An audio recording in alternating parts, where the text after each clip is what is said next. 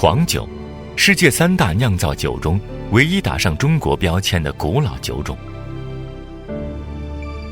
脱胎于最自然的造物环境，风、水、土、火，还有时间的沉淀。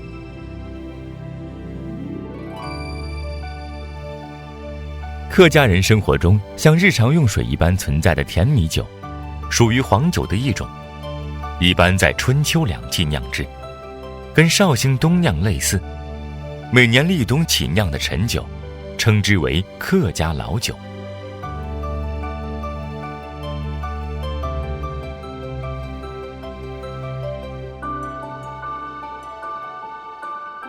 清流，一座名字中带水的福建山城，自古就出产优质的米酒。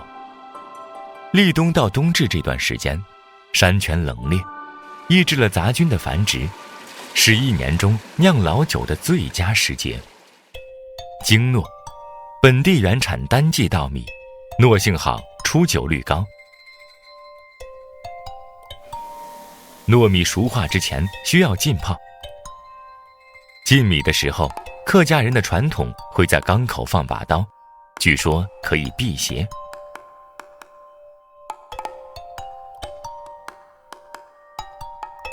浸泡好的糯米以冷水浇淋，2番3冲，直到洗米水变得澄清，方才送入木甑子中，以松木猛火蒸透。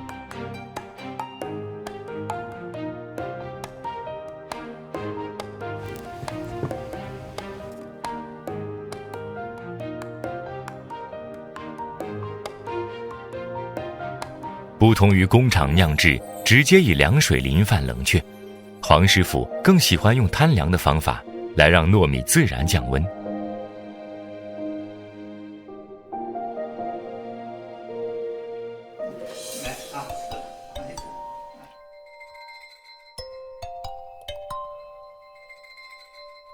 晾到米粒表面略微发硬，再快速地过一道冷水，这样就不用担心糯米吃水，而且更易揉散，便于后续酒曲附着。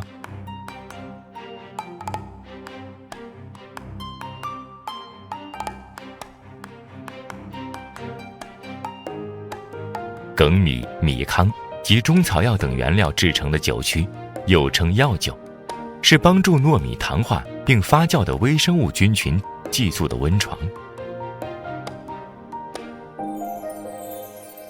捣碎后和米饭充分拌匀，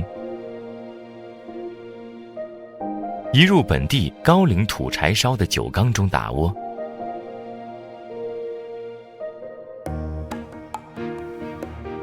再送至恒温的发酵室静待发酵。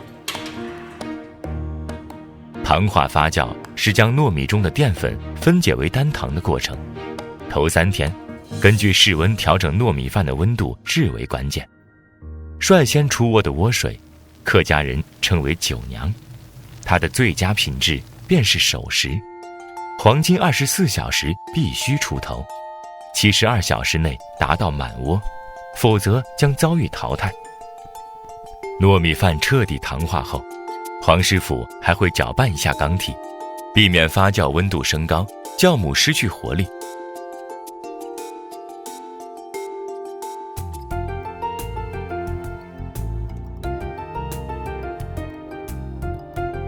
接下来往缸内加水，所用之水需取自冬至之前，否则冬至之后的春水会坏了这缸老酒。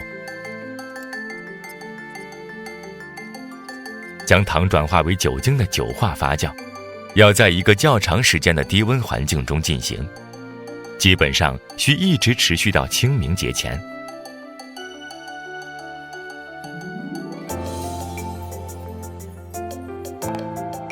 出酒的时候，取一只竹篓插入酒缸，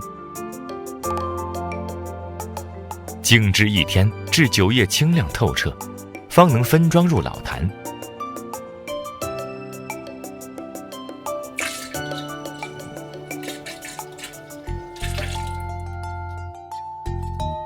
接着进入客家米酒古老而神秘的特有环节制酒。稻杆铺地，酒坛埋于其中，顶端则厚铺骨壳。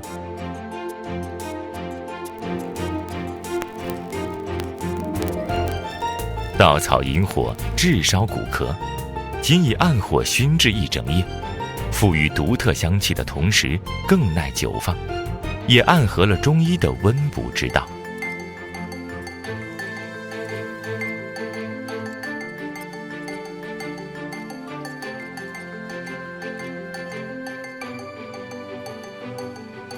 红泥、谷糠3合指拌匀，糊起来做坛盖，再盖一只不锈钢小碗，防止虫害侵扰。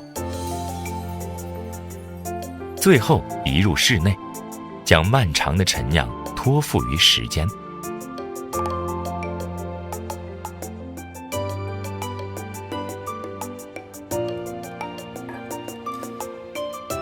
老酒回甘醇厚，余味悠长，易入口不上头，也因此客家人都给人能饮善饮的印象。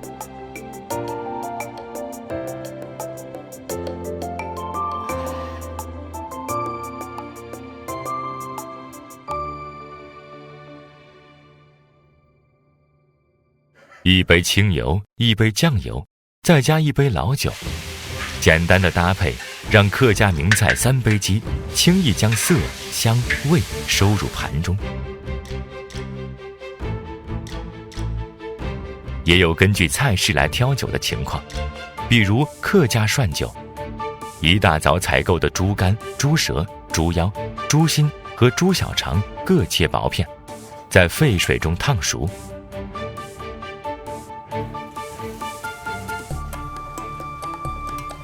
肴和调味料，还有糖化发酵后集成的水酒，鲜甜爽嫩，是下水爱好者的天堂。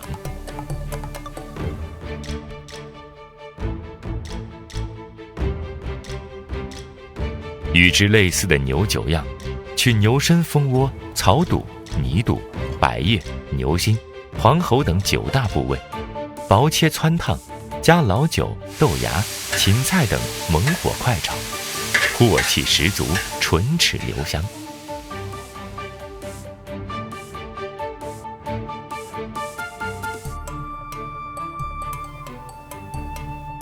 天时、地利、人和，造就了这一方佳酿，它也是大自然对于这一方水土人文的风味眷顾。